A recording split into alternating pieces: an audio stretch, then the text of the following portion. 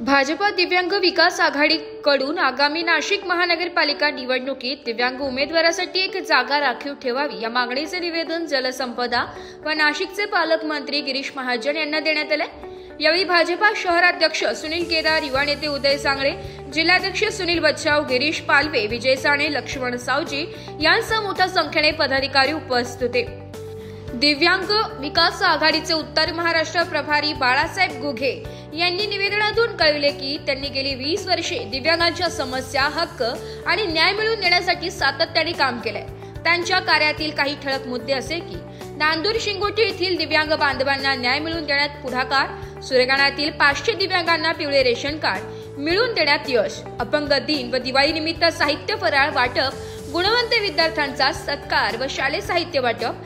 बाळासाहेब गुघे यांनी नमूद केले की पंतप्रधान नरेंद्र मोदीजींनी समाजातील दुर्बळ घटकांना सन्मान देण्याची परंपरा निर्माण केली आहे। त्याच धर्तीवर नाशिक महानगरपालिकेत एका दिव्यांग उमेदवाराला संधी द्यावी या मागणीचा सकारात्मक विचार करावा अशी विनंती निवेदनातून करण्यात आली आहे।